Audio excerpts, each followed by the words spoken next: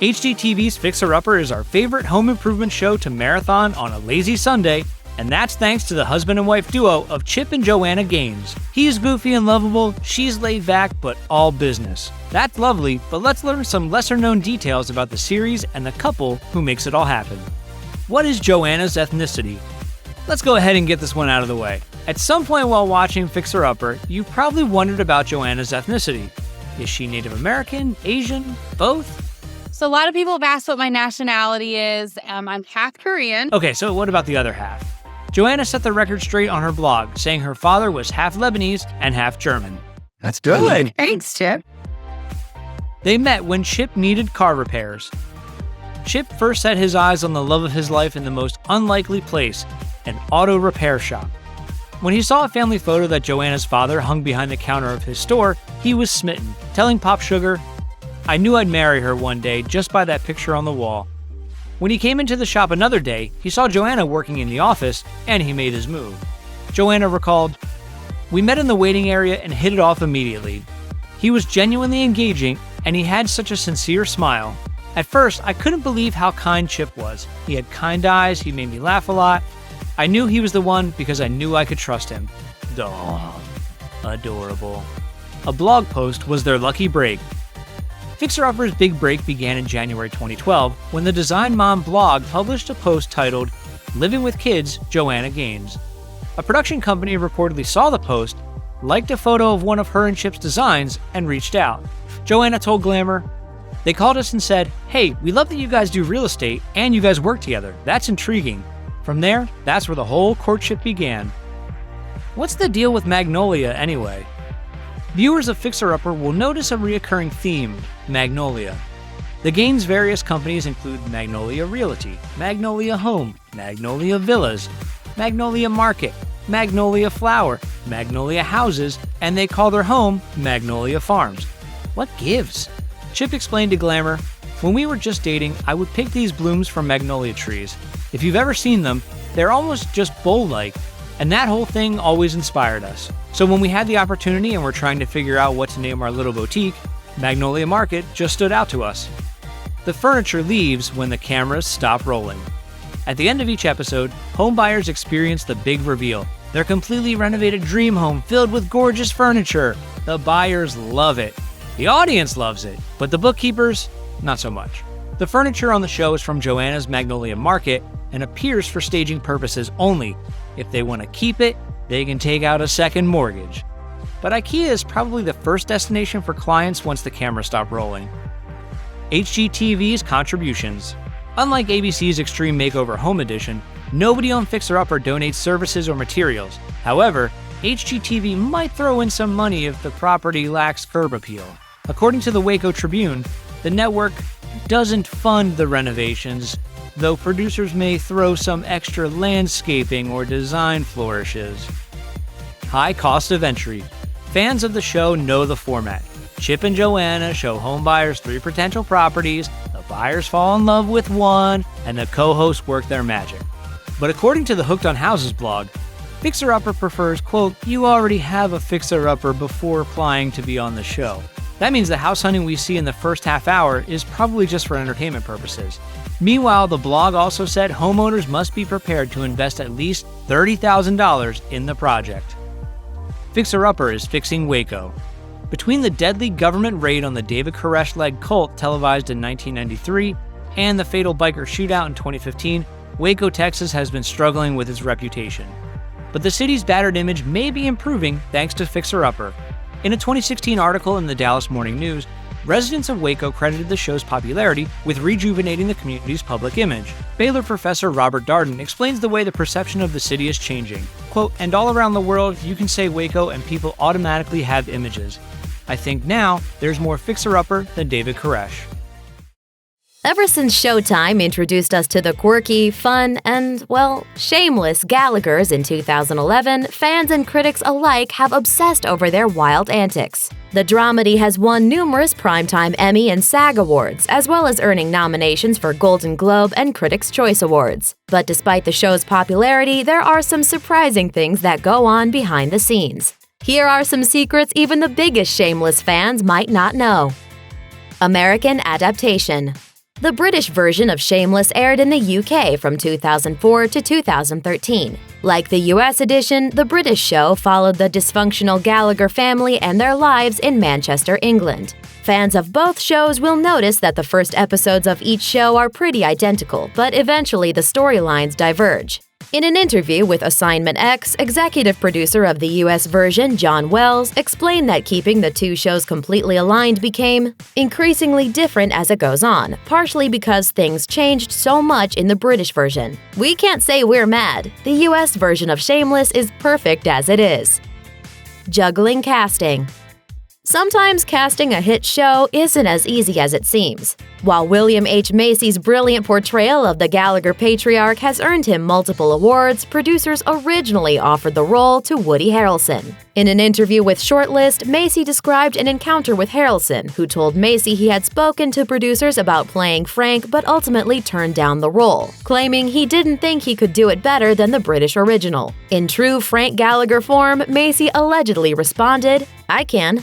While Joan Cusack's portrayal of the agoraphobic Sheila Jackson is flawless, earning her an Emmy for Outstanding Guest Actress, it was Allison Janney who played Sheila in the show's pilot. Deadline reports that Janney then turned down the role because she was also committed to another show. And did you catch a slight difference in Mandy's appearance from Season 1 to Season 2? Jane Levy was originally cast as Mandy, but left after booking a lead role on ABC's Suburgatory in 2011. When Shameless returned for its second season, Emma Greenwell took on the role of the badass Milkovich sister. Emmy Rossum's ultimatum. Fiona is the backbone of the Gallagher family, but a Fiona-less Shameless nearly became reality after Season 7 when actress Emmy Rossum demanded pay equal to that of her co-star Macy. In late 2016, Variety reported that Rossum wanted to get paid more than Macy to make up for the years she didn't receive an equal salary. Fans breathed a sigh of relief when the network met her demands. Rossum tweeted in December of 2016, "Playing Fiona Gallagher has been one of the great privileges of my life. I'm so happy to continue with my Shameless family, back to work in May." Liam Gallagher's double life. The youngest Gallagher, Liam, is actually played by twin brothers Brendan and Brandon Sims. According to an Instagram page run by their mom, the twins, quote, "love WWE and living shamelessly on your TV screens on Sundays." Justin Chatwin's secret scene. The show's writers devastated fans of the lovable Jimmy/Steve at the end of Season 3 with a huge cliffhanger that left Chatwin's character's fate largely unanswered. Executive producer John Wells told TV Guide that character was coming to an end. Viewers assumed a drug lord killed Jimmy/Steve and were shocked to see him return for a few episodes in Season 4. But fans of the show weren't the only ones left in the dark about Chatwin's return. Emmy Rossum revealed in a Reddit AMA, "Little did I know they actually flew Justin to Chicago, hired a different crew, kept him in a different hotel, and filmed, unbeknownst to any of us, a scene that would end Season 4. The actors didn't find out about Chatwin's return until the episode actually aired. Not really Southside. Despite the Gallagher clan's Southside pride, the home where the crew films is actually located in an area 30 minutes northwest of the Southside. While most of the show is actually filmed on a set in Los Angeles, the cast visits Chicago for 2 weeks per season. Fans of the show can visit the Gallagher home, but it is a real neighborhood with real people. Emma Kenny, who plays Debbie Gallagher, told the Chicago Tribune, "The little boy who lives in the Gallagher house, the real house, his name is DJ and he's 8 years old now, so I've known him since he was 1. He's a really good kid, such a good kid." Ethan Kutkoski goes to school. When we first met Ethan Kutkoski's character Carl, he was a young street kid with sociopathic tendencies. As of Season 7, he'd befriended a police officer and attends military school. The decision to send Carl off to military school came after Kutkoski asked to be written off as he started high school, according to the Chicago Tribune. Kutkoski said, "I still want to come home and be that regular kid." Executive producer Mark Mylod promised to do his best to allow it, telling the Tribune, "He is a good, grounded Chicago kid who wants that whole high school experience, and hats off to him for that." Shanola Hampton's pregnancy. Veronica's Season 3 arc includes an infertility struggle, but in 2013, Hampton revealed to People that she was pregnant in real life, telling the magazine, We are beyond excited to expand our family and begin this new chapter. To accommodate Hampton's pregnancy, Veronica and Kevin got pregnant in the first episode of Season 4, proving yet again the Shameless crew can find a solution for anything. There are some secrets that even the best liars can't keep. Pretty Little Liars has always presented plenty of on-screen drama, but in real life, there have been some crazy moments surrounding the show that might even make Uber A seem tame. Here's a look back at the essential history of Pretty Little Liars. Teen soap. Most fans probably know that Pretty Little Liars is based on the Sarah Shepard book series of the same name, but there's more to its history than that. Alloy Entertainment, a book packaging and television production subset of Warner Brothers Television, came up with the idea to create a series that would serve as a sort of teen Desperate Housewives / murder mystery with a soap series. Alloy then chose Shepard, who was a ghostwriter at the time, to pen the novels with the hopes that the story would become must-see TV. She's since released over a dozen installments to the series, and the resulting show was a complete success, arriving as ABC Family's highest-rated debut and ending as its longest-running show 7 years later, by which point the network was known as Freeform. Calling a cast.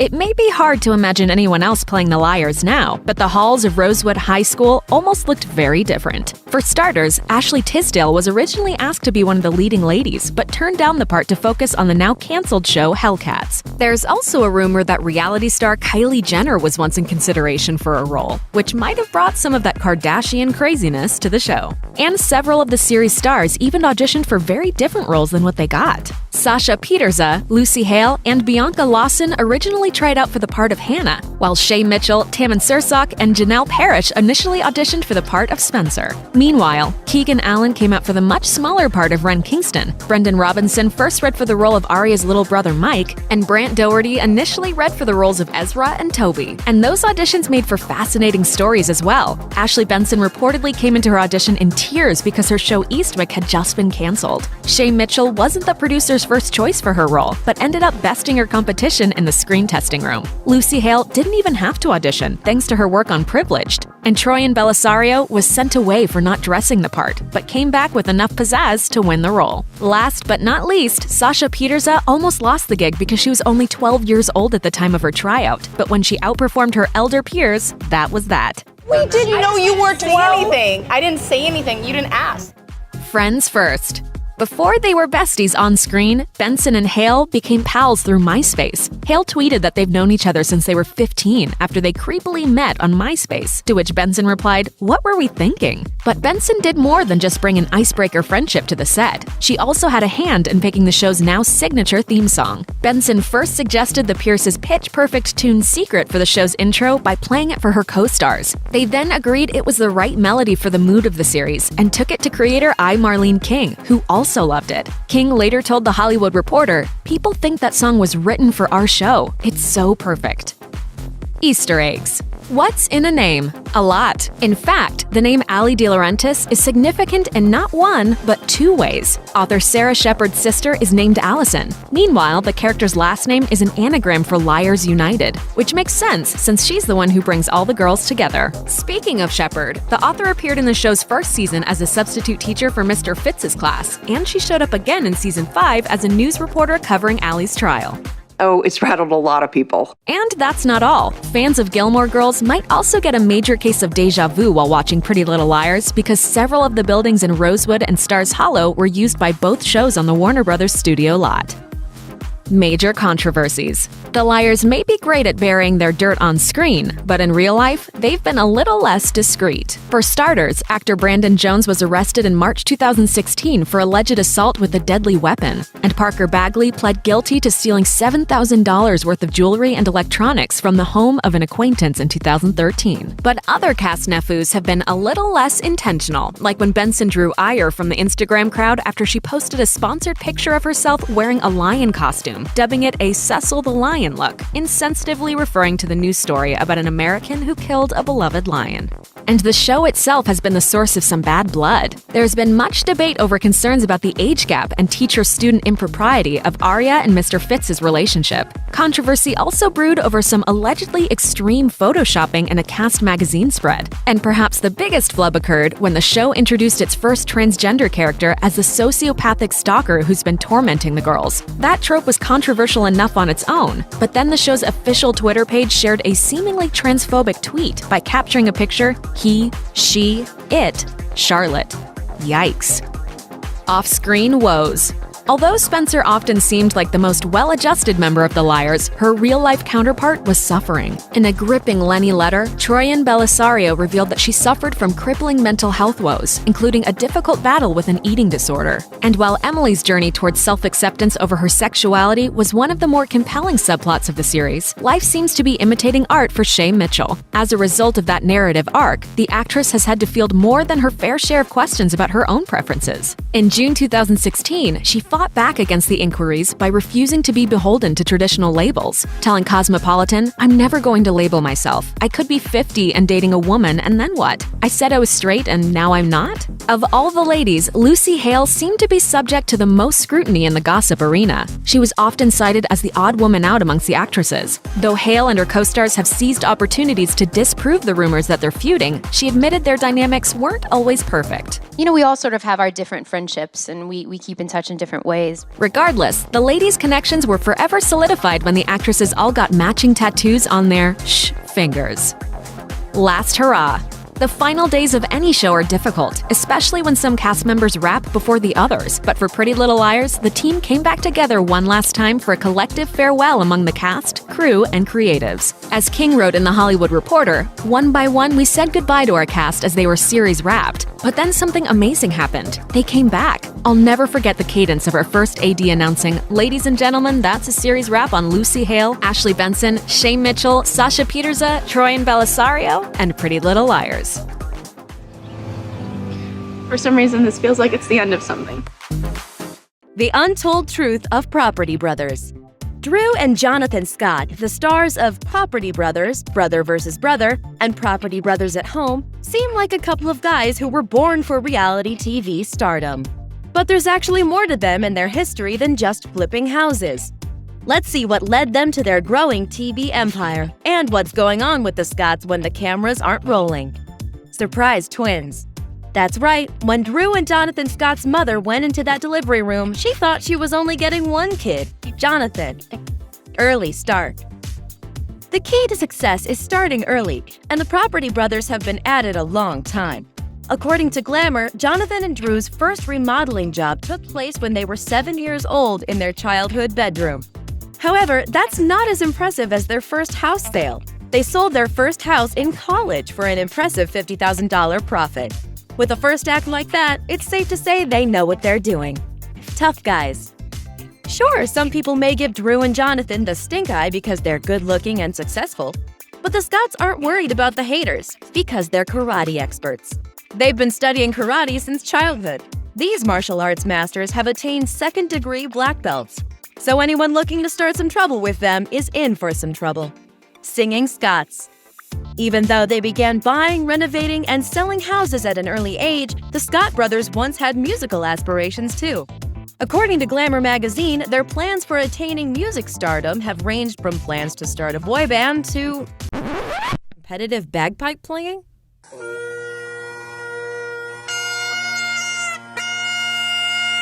Well, despite going into the real estate and reality TV business, they haven't yet given up on their musical dreams. In late 2015, they released a music video for their country song Hold On as the Scott Brothers. And it's not bad. Hold on, I'm coming home, I'm coming home. Now, if they could only work the bagpipes back into the act. Clowning around. Before they became known as the Property Brothers, Drew and Jonathan Scott made ends meet working as clowns. Faces smeared with blue and red makeup, they did a bunch of birthday party gigs, bringing joy and entertainment to children, according to Parade magazine. Considering that they've parlayed their talents for real estate into a television career, the brothers were clearly doing more than making balloon animals and creeping out little kids. They were honing their performance chops. There's a third brother. While most television viewers have poured love and adulation upon Drew and Jonathan, their older brother, JD, has mostly gone unnoticed. JD previously worked in Las Vegas as a celebrity impersonator, drawing on his resemblance to American Idol's Adam Lambert and the late, great David Bowie to feed his hunger for the spotlight. Since his brother's TV shows took off, JD's been hosting the network's online behind-the-scenes coverage of Brother vs. Brother, as well as earning hosting duties on the show All-American Amusement Parks on Great American Country. Who says three's a crowd? Turning down other reality TV gigs. Though they gained their fame as reality television stars, it doesn't mean Drew and Jonathan Scott are willing to do anything to make a buck. For instance, Jonathan turned down appearing on The Bachelor. He told People in 2014, quote, "It's not my thing. I like to think that I don't need to date 12 women at a time," end quote. That might sound like Jonathan thinks he's too good for the show, but that's not true. The fact is, he's actually too well-adjusted and mentally healthy for it. Meanwhile, a show that ends with marriage may actually bring back some bad memories for Jonathan because Jonathan is divorced. During a 2013 interview with love and relationship site Your Tango, Jonathan admitted that he was once married. Though he didn't go into too many details or even give the name of his former love, he did say that it happened when he was young. Supposedly, the two of them weren't right for each other, but they're still friends. They were underwear models. So the Property Brothers have had a lot of other jobs in their lives before finding their niche. And fans may be happy to hear that back before they gained their fame, the Scott brothers worked as underwear models, which they admitted in an interview with OK Magazine. They didn't name any of the companies they booked jobs with, but they did admit that there are pics of them in their skivvies floating around out there on the internet. Put a hold on the house hunting and let the photo hunting begin. Bravo's reality series Below Deck follows the captain and crew of charter mega yachts in some of the most beautiful locations on the planet. But it's not all fun in the sun for the worker bees who facilitate these dream vacations for the 1%. This is the untold truth of Below Deck. And I'm stuck below deck with no windows, no air. Reality TV makeover. There's no doubt that the yachts on Below Deck are impressive, but the vessels and the crew may not be exactly what they seem. In 2013, co-executive producer Rebecca Taylor, who pitched the concept after working on yachts in college, told the Triton that real-life boats were renamed for the series. Season 3's Mustang Sally was renamed Eros, and Season 1's Coeur de Leon was dubbed Honor. Most of Coeur de Leon's real crew was recast, except for her captain, engineer, and first officer, who each remained on board. I'm actually back to do this again. Surprise, bitches! Taylor told the site, "It's almost impossible to find a real functioning crew and step on with cameras and say go. Just because you have the perfect crew doesn't mean you don't have a convicted felon or someone with anger issues who's going to punch the cameraman. All that matters to us is TV." Discount vacay.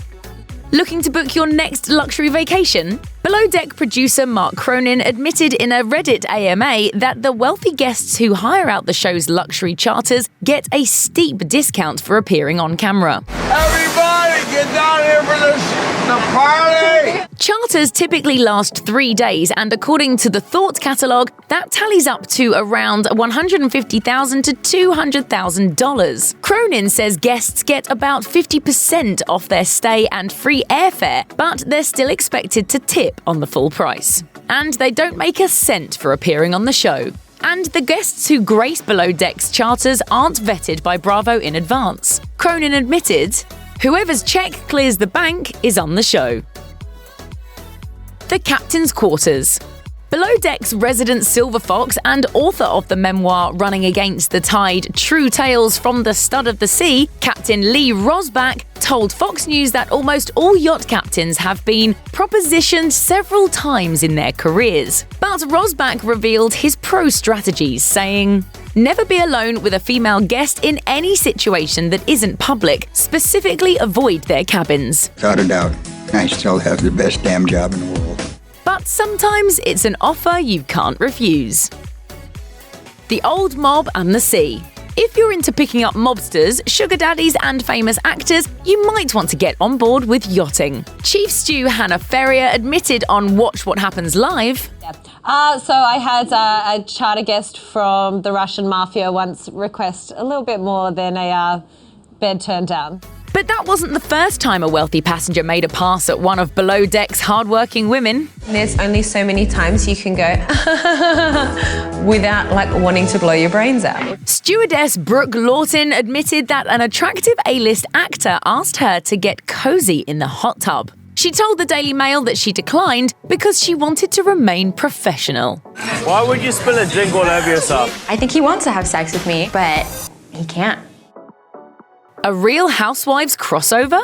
Thanks to a report from People, we know the Real Housewives of New York were left fearing for their lives after a traumatic boat ride in Colombia. But that doesn't mean the ladies don't enjoy a good yacht outing. Isn't it amazing how we go on these trips and we're all up and weird and then we end up somehow bonding? What is that all about? Still, Bravo straight up robbed us of a Below Deck Housewives crossover episode. Below Deck's chief stew, Kate Chastain, was apparently working on a yacht parked in Sag Harbor, New York, when Ramona Singer allegedly invited herself on board after a wine-filled day of filming. I'm feeling really great tonight, and I don't need a man to dance. I can dance all by myself. But although that crossover may have escaped us, there's still hope for another Bravo reality series. In August 2018, Southern Charm star Patricia Altschul hit up Captain Lee Rosbach on Twitter about chartering his boat. Lee agreed, and Chastain says she's already planning the theme parties.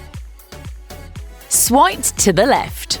Though there are plenty of perks to being a yachty, a glamorous dating life apparently isn't one of them. I think there can definitely be some issues with dating on board, but I've got some pep in my step, so for now, it's all good. But praise the reality gods for bringing the cast together, because if they didn't hook up with their fellow crew members, they might not otherwise be able to find a date. When it comes to your emotional experiences, I don't want it to come up those stairs. Outside of the so-called boatmances featured on the shows, Ferrier told Forbes that it's easier for male crew members because girls don't get scared off. Men in Europe apparently think reality fame is trashy, and needless to say, the women of Below Deck are used to being swiped left. Literally. I would like to leave this charter season with no major regrets. Ferrier and Chastain spoke about their Tinder and Bumble habits on the latter's podcast After Deck with Kate Chastain. Though they're both avid users of dating apps, Ferrier admitted she's dating against her type, while Chastain copped to being a straight-up catfish. Her main photo is of Rachel Zoe.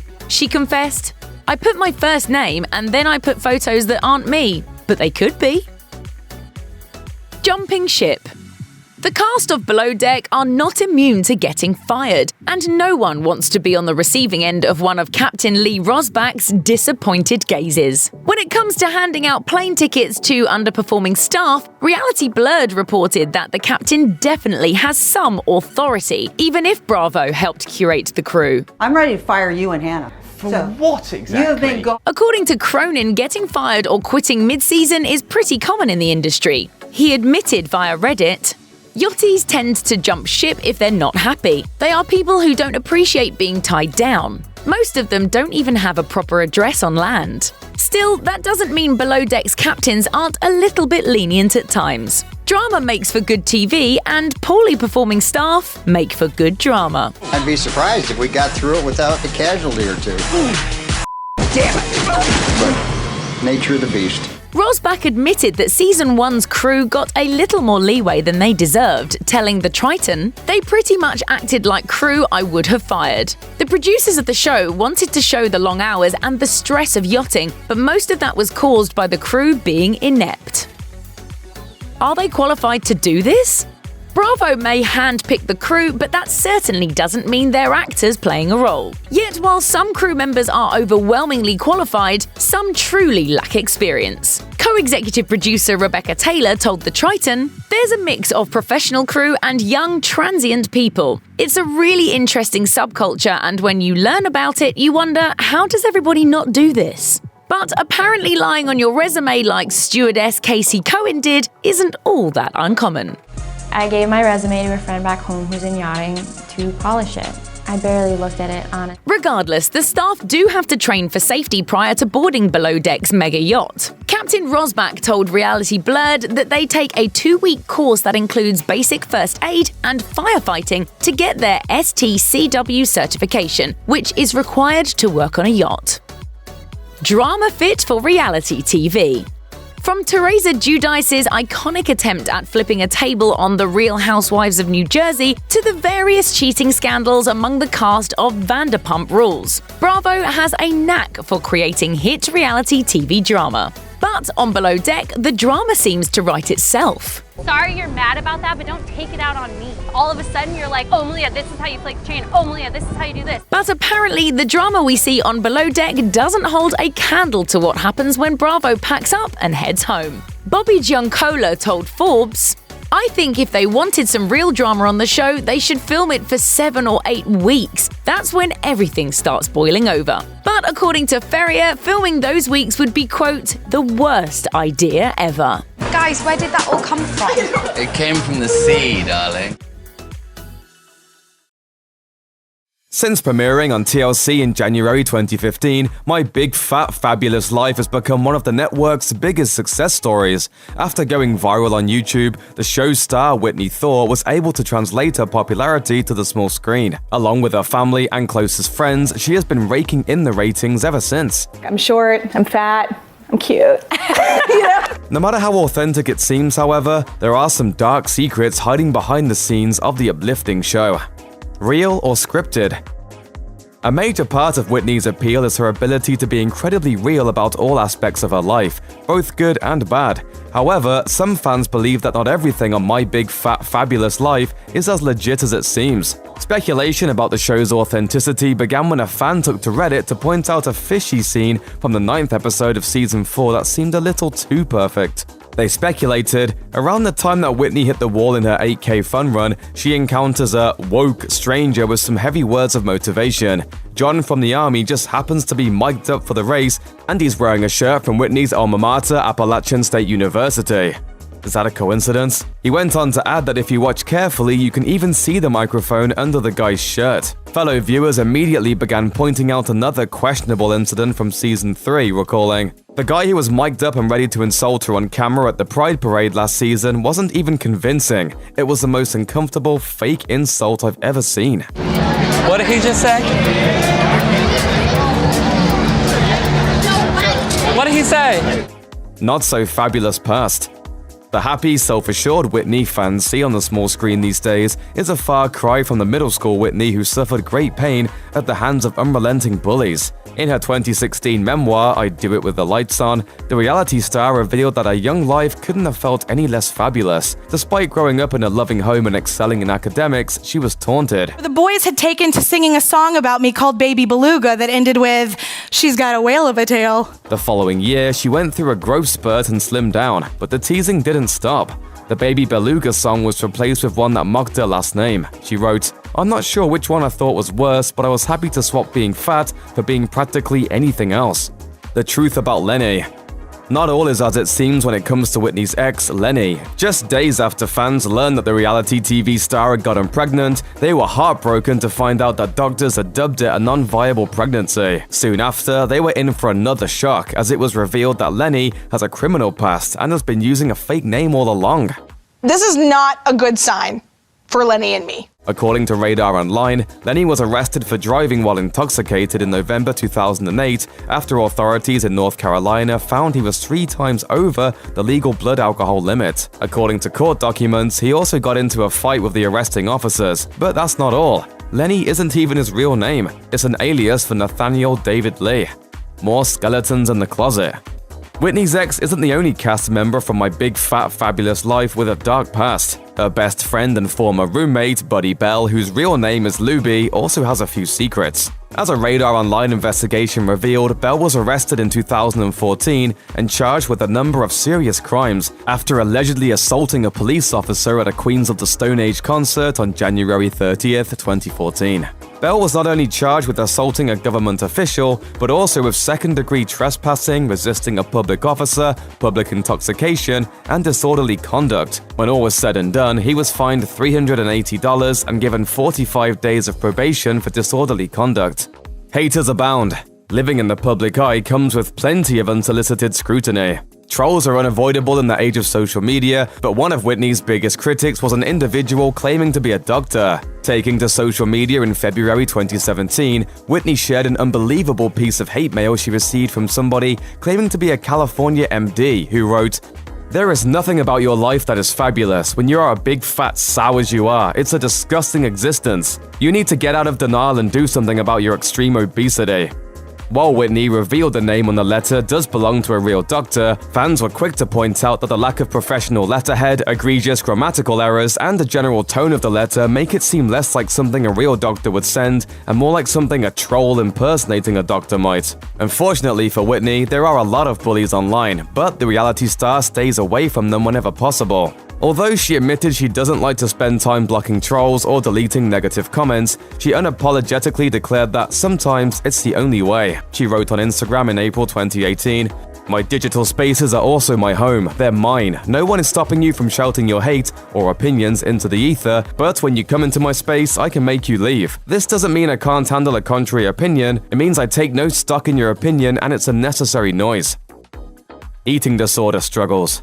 Whitney has been honest about her struggles with her weight, which stems from polycystic ovary syndrome, but as she admitted in 2015, she still feels embarrassed talking about her eating disorder. During National Eating Disorder Awareness Week, she shared with fans, "I have no problem being completely open about most things, but this is difficult for me. Because I was never underweight, many people in my life were unaware that I was both starving and purging day in and day out, completely consumed with being thin enough so that I would never be called fat." The star further revealed that when she was 15, she was about 120 pounds, and in the throes of her eating disorder. At 18, she began fighting it, but revealed, "In 2012, I lost 100 pounds in 8 months, and I was still restricting calories to sometimes 500 per day, and purging at least once a week. I weighed 250 pounds. The star revealed that because she was classified as morbidly obese, her eating disorder was easily hidden from the world, but that didn't make it any less real. In 2014, Bravo brought its housewives-based reality TV magic to Charleston, South Carolina. It's the setting of Southern Charm, a light and breezy show about the lives of prominent families. There's aging playboy and political scion Thomas, his sharp-tongued ex Catherine, likable restaurateur Shep, real estate mogul Cameron, seasoned political socialite Patricia, her enigmatic son Whitney, and lovelorn knitter Craig. With more than 5 seasons on the air, here's the stuff you don't know about Southern Charm. Maybe I missed something. Thomas's politics.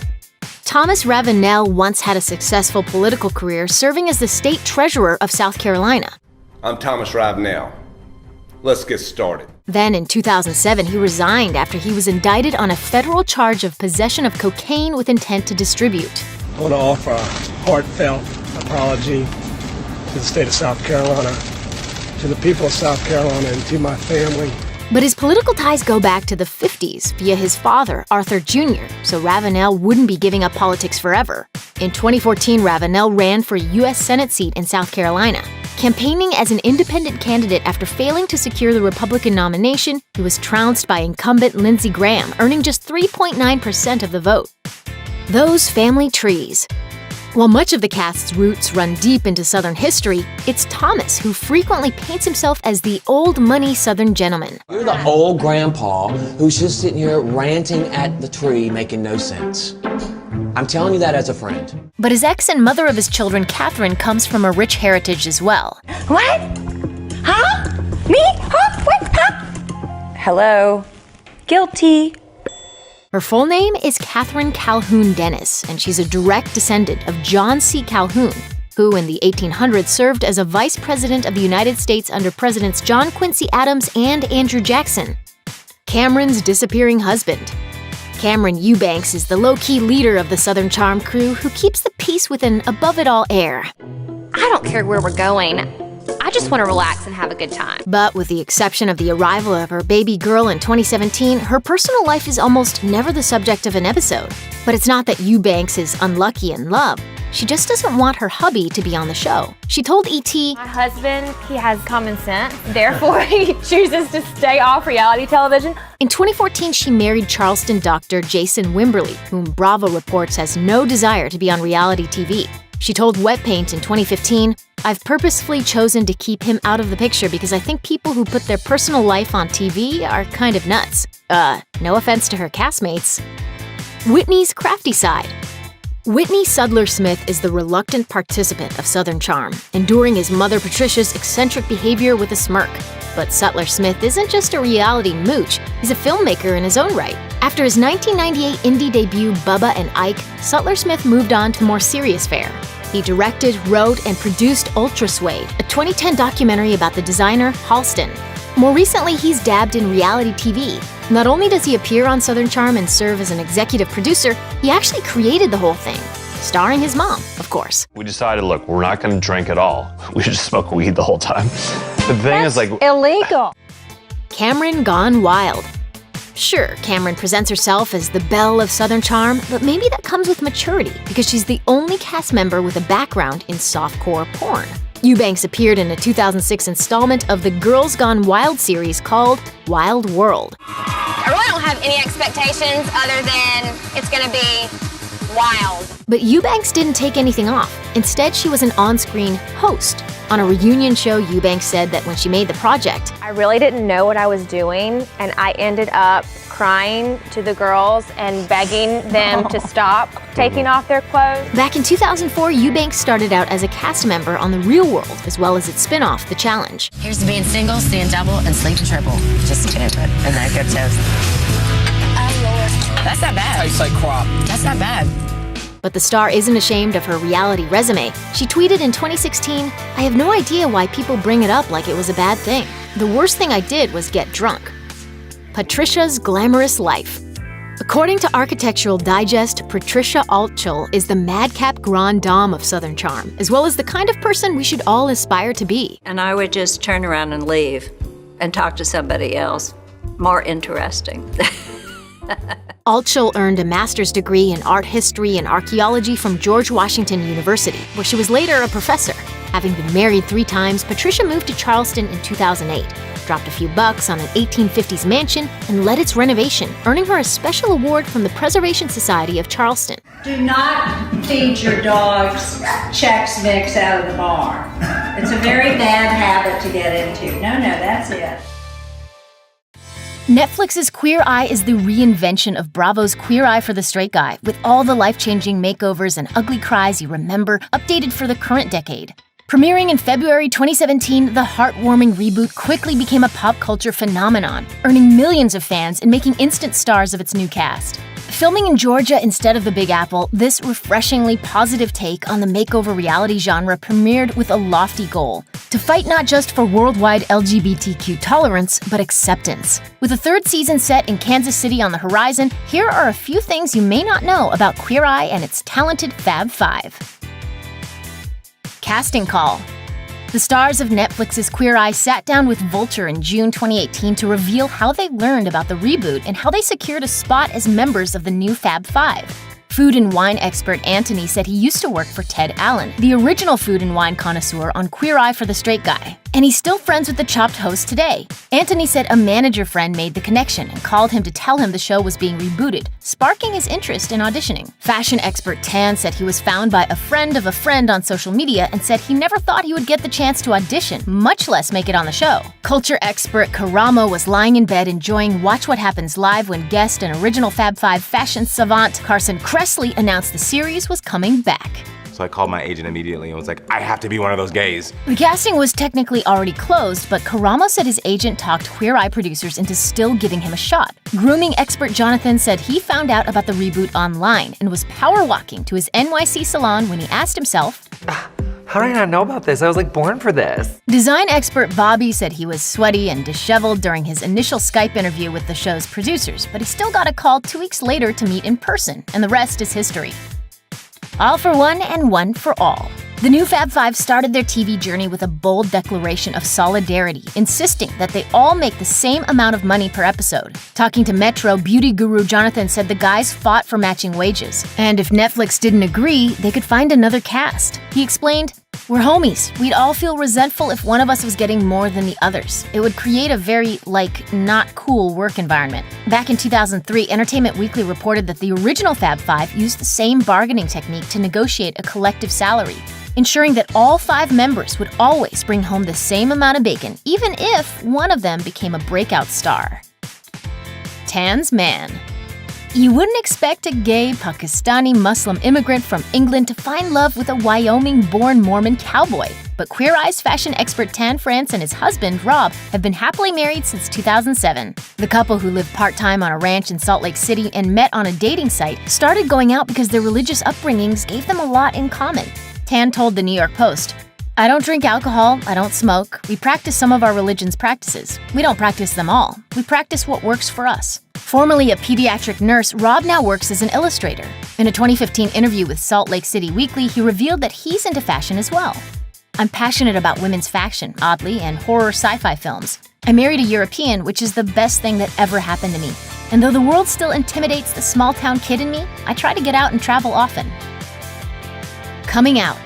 During press rounds before the show's premiere, the guys of Queer Eye sat down with Bustle to discuss their coming out stories and how they've come a long way to be the confident and proud men you see today. Bobby talked about how he ran away from home at 15. Tan revealed he faced bigotry in the Muslim world. Jonathan said he was called every name in the book, and Anthony revealed that it was only the second time he's talked about coming out publicly. But Karamo Brown had help coming out from an unexpected source: drag queen superstar RuPaul. Talking about his experiences growing up in a Jamaican family, Karamo recalled how his father subscribed to the homophobia he said is prevalent in the Caribbean island nation. But seeing RuPaul allowed him to come to terms with his sexuality and slowly start to test the waters with friends and family.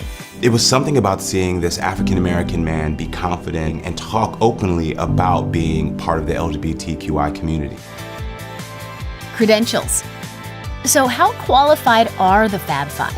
It's a question most asked about food and wine expert Anthony, since he mainly sticks to teaching people how to put together simple salads, whip up easy avocado dips, and in one episode, teaching a firefighter how to make better hot dogs. An article on Junkie called "Does the incredibly hot food guy from Queer Eye even know how to cook?" is just one example of the internet calling into question Anthony's cred.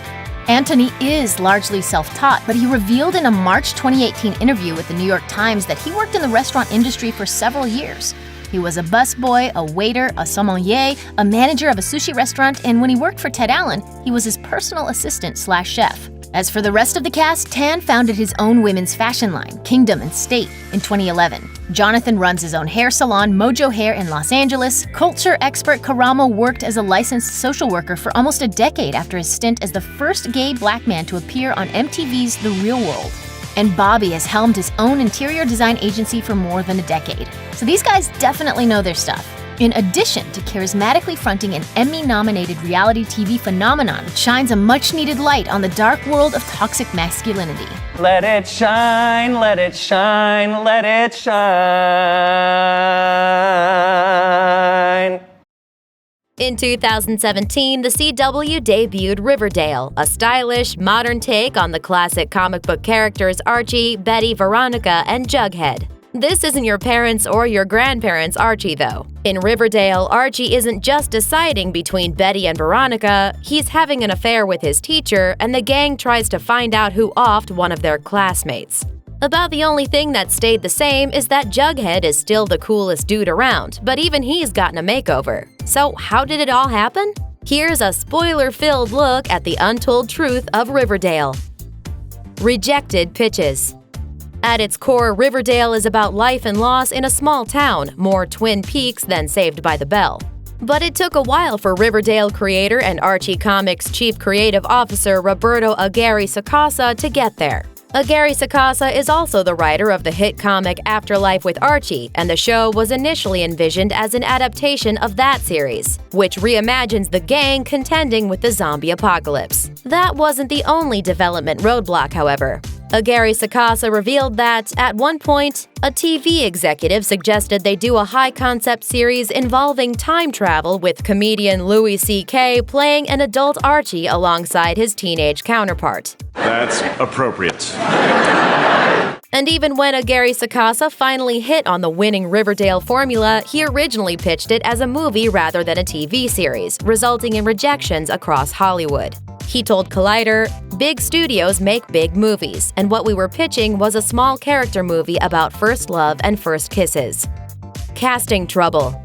Finding the right stars to play characters as iconic as Archie, Jughead, Betty, and Veronica turned out to be a pretty tall task. One of the biggest gets for the production team was landing the Sweet Life with Zack and Cody star Cole Sprouse to play Jughead, since Sprouse had actually been retired from acting while he earned a degree in Geographic Information Systems from NYU.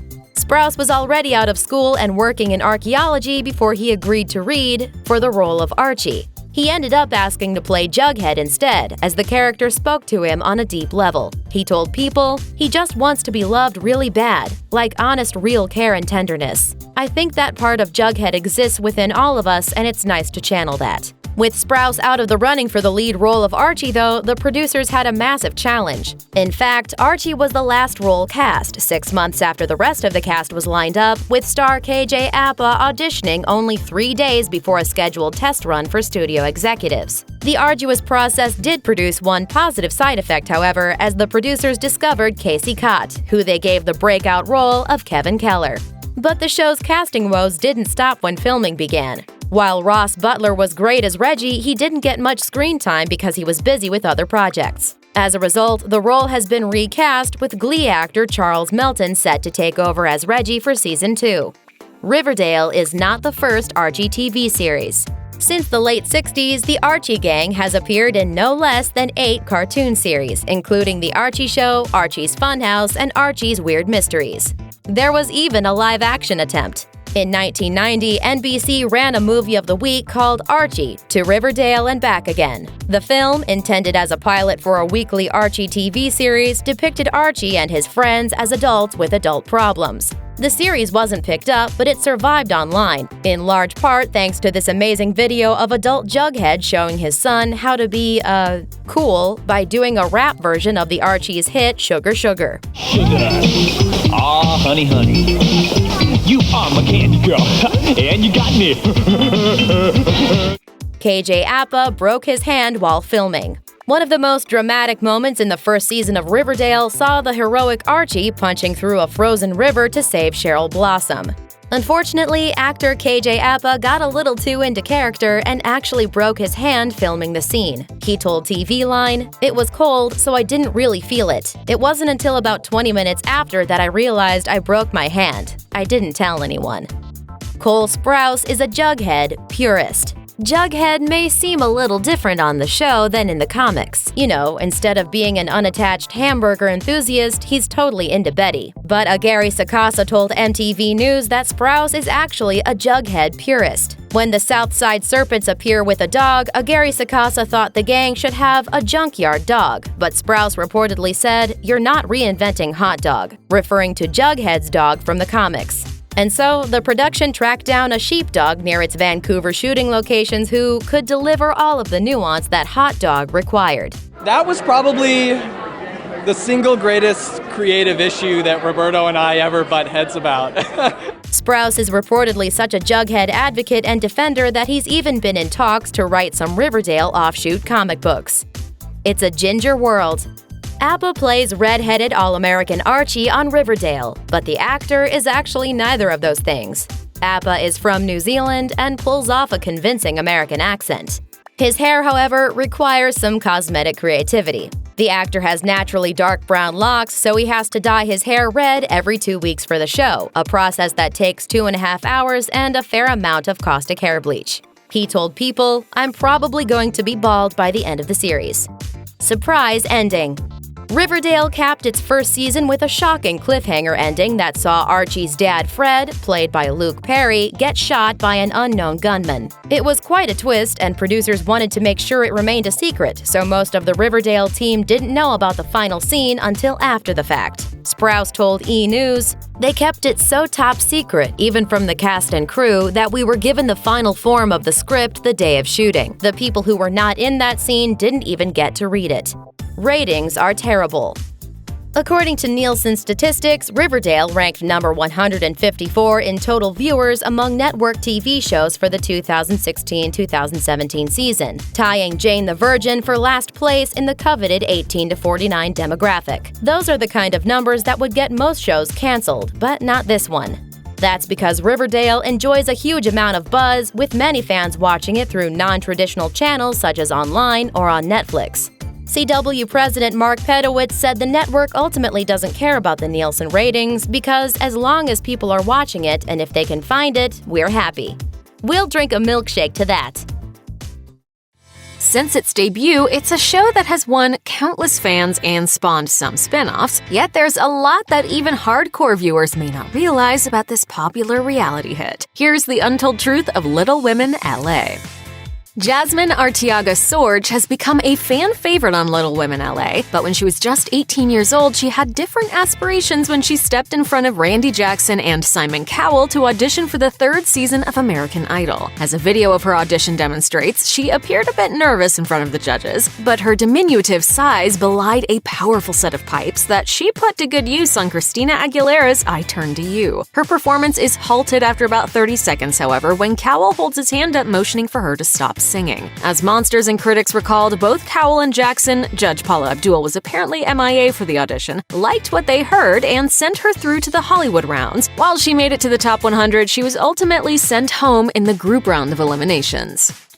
Viewers of Little Women LA followed the marital journey of Christy McGinty from the very beginning. For those who'd been paying attention, news that she and husband Todd Gibble were divorcing likely came as no surprise. What did prove interesting, however, was how ugly the couple's divorce proceedings became, with McGinty's divorce filing containing some truly shocking allegations. According to legal documents obtained by The Blast in 2019, McGinty met Gibble while filming the first episode of Little Women LA, and she alleged that from the get-go, he was only using her for money and celebrity status. Furthermore, she claimed he promised to find a job after moving in with her in California, but instead remained unemployed during the entire course of their marriage. McGinty's most eyebrow-raising allegation, however, was that she and Gibble had never once even had intercourse. Based on that claim, McGinty initially sought an annulment. According to TMZ, she ultimately settled for the next best thing by agreeing to a divorce. Tara Jolay is not only a star of Little Women LA, she's also one of the show's executive producers and a producer of several of its spin-offs. During an appearance on the Share Your Shine podcast, Jolay admitted that her dual roles as star and producer have led to some tension between her and her co-stars. You had no mother business asking him anything about I've talked to him. Asked about the tough balance involved in juggling her on-camera and behind-the-scenes roles, Jolay admitted that there has been plenty of past drama between her co-stars. Not all of them, she explained, were on friendly terms with each other when she invited them to be a part of the show. She said, "I think that was the easiest part for me, was casting friends and enemies. I never thought I would give so many of my enemies a job." Given that Little Women LA has remained a fixture on the Lifetime network since its debut in 2014, it's no secret that there are a lot of viewers who tune in to watch the exploits of Tara Jolay and her cohorts. One of those fans is none other than Eddie Murphy. During a 2019 appearance on Live with Kelly and Ryan, the Beverly Hills Cop star explained that when he relaxes at home, he turns on Little Women LA. This wasn't even the first time Murphy declared his love for the series. A few years earlier, during a 2016 Q&A presentation for the Screen Actors Guild Foundation, Murphy was asked about which television shows he'd become obsessed with. He name-dropped the show and called it and its spin-offs great television. Jasmine Arteaga Sorge has been candid about her struggles with hair loss, and in 2019, she partnered with Hair Club to share her personal experiences. Hair Club, which specializes in hair restoration and replacement, issued a press release announcing she'd be speaking at a company-sponsored event in California to answer questions from other women experiencing similar issues. In a profile on the Hair Club website, Arteaga Sorge revealed that her struggles date back to her childhood. Born with thin hair, she recalled other children calling her baldy or asking her whether she was ill. She said, "It was extremely difficult as a little girl to understand why my hair was different. It brought me to tears many times." Arteaga Sorge credited Hair Club for its judgment-free consultation and said the results greatly helped her confidence and feelings of self-worth. A 2018 episode of Little Women LA titled Sins and the City followed the women as they embarked on a trip to Las Vegas. One notable cast member missing was Jasmine Arteaga-Sorge. In an interview with Hollywood Life, Arteaga-Sorge discussed the health issues that prevented her from joining her co-stars, revealing that she had subsequently overcome those issues and found strength. This trip has been so awesome, and the only thing that's missing really is Jasmine. I concur. While she didn't elaborate in that interview, she made a previous appearance on the daytime talk show The Doctors in 2017 to open up about the health concerns she was experiencing. With my type of dwarfism, it does also affect my immunity, putting me at higher risk for leukemia or lymphoma because my white blood count is lower. Arteaga-Sorge admitted that this elevated risk level left her in a constant state of anxiety. She pointed out that her sister suffered from leukemia, making her even more worried about her health issues. Given that Jasmine Arteaga-Sorge auditioned for American Idol when she was 18 and subsequently joined the cast of a reality show, it's safe to say that becoming a celebrity is something she'd pursued for a while. One element she maybe didn't expect to come from finding that fame is how the little person community has responded to her. She told South Africa's Channel 24 that it's been a bit of a mixed bag. However, when weighing the pros and cons, she felt that Little Women LA provides a unique platform to show viewers that just because the women are small, this doesn't mean that they don't have some of the same problems and triumphs as everybody else. Arteaga-Sorge explained her thoughts further, adding that little people are often demeaned or treated as a joke in society, and having this platform helps combat that image. When Tara Jolie wanted to launch a wine, the Vino's moniker Black Girl Moscato did not go over well with her Little Women LA co-star Tanya Banks. In one Season 7 episode, the friction between the two erupted into a full-blown feud after Banks refused Jolie's request that she become the face of the wine. Speaking with The Blast, Jolie revealed that she'd sold her shares in the Black Girl Moscato venture at a loss to help ease tensions. While she hoped that might be enough to heal the rift, that was apparently not the case. Tanya was still not happy about the decision. In an interview with 2Fab, Banks said she felt there was a chance their relationship could be salvaged, but at the same time, the whole debacle left a sour taste in her mouth, claiming the name was offensive and an overall poor choice for her friend to make. Even though Jolie eventually ended up in a different wine venture with a less offensive name, Mini Mama, Banks admitted that the whole experience fractured their relationship and caused some serious harm to their friendship. In September 2019, Christy McGinty and boyfriend Gonzalo Justo Carrazzo made a happy announcement. They were expecting a baby. McGinty wrote on Instagram, "What a big blessing. Good things come to those who wait." She revealed their child was scheduled to arrive in April 2020. In March 2020, they welcomed a baby daughter, Violet Ava. Born 7 weeks ahead of schedule at just 33 weeks old, reported People, the baby measured 15 inches and weighed 3 pounds 15 ounces. 2 weeks later, the couple's joy turned to heartbreak when their newborn daughter passed away. In a statement to People magazine, the couple said, "It is with our deepest sorrow that we send our baby girl Violet Ava Carrazzo to play with the angels. We were able to spend 2 weeks with our sweet baby girl, and for that we are forever thankful." In a subsequent Instagram post, McGinty admitted coping with the loss of her child was an extremely challenging experience, but she was grateful for the outpouring of support and love she received from fans to help her come through.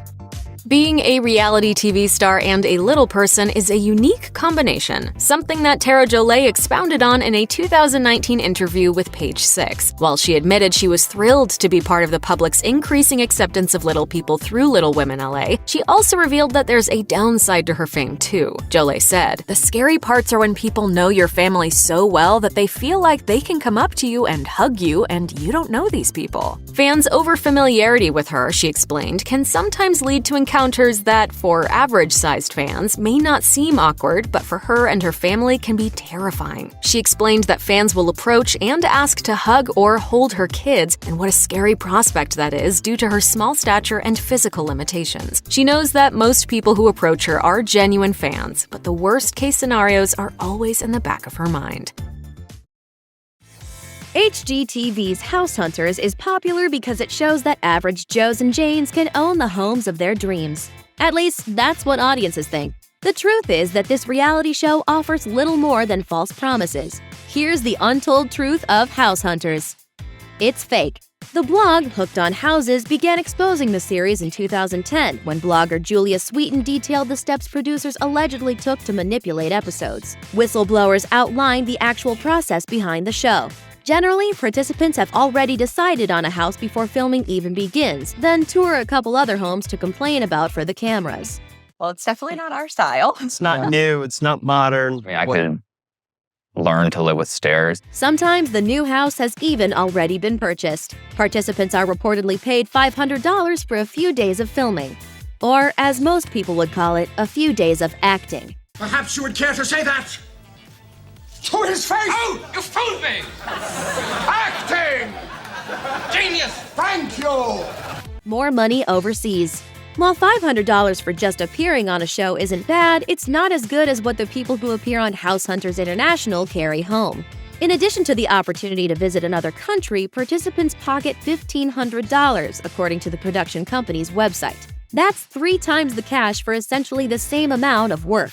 It's no secret. In 2012, the show's publicist issued a statement to Entertainment Weekly, admitting that producers seek out families who are far along in the house buying process in order to speed up production. Even though aspects of the show are staged, the series tries to capture the authentic emotions that accompany buying a house. Okay, fine, but don't act surprised by your viewers' authentic emotions after finding out they've been duped. It's all in the hair. Despite being outrageously fake, there's still some fun to be had while watching the show. According to participant Bobby Jensen, the ending of an episode can be predicted by the participants' hairdos. Jensen told Hooked on Houses that scenes at participants' old homes and new homes are filmed close together, while scenes at the other potential homes are filmed later. If you watch carefully, you'll sometimes see inconsistencies in participants' hair lengths or styles. Match the hairstyles and you can predict the ending. Another tell? The winning house will usually be completely empty, while the others may still be furnished since the new house has already been purchased and the previous owners have moved out. Pretty sneaky, sis. And in Jensen's case, the other 2 houses she toured already belonged to willing friends and were never really on the market. The truth matters. Audiences often expect reality television to be manipulated, and with that in mind, one may think nobody's getting hurt by house hunters. The people at Slate disagree, saying in 2012, quote, House Hunters is presenting dangerous misinformation about the home buying process and deleting all of the accompanying complications and consequences. Viewers use the prices, locations, and home criteria discussed on the show as barometers for their own house hunts because the information is presented as fact. Doesn't HGTV have some obligation to portray the housing market as it is, or, at the very least, offer a pronounced disclaimer about the producer's creative and logistical liberties? HGTV's director of programming, Brian Balthazar, doesn't think that any of it really matters, telling ABC News, They should keep watching because you're seeing real people find the real home of their dreams. And that's all spelled out right on the show.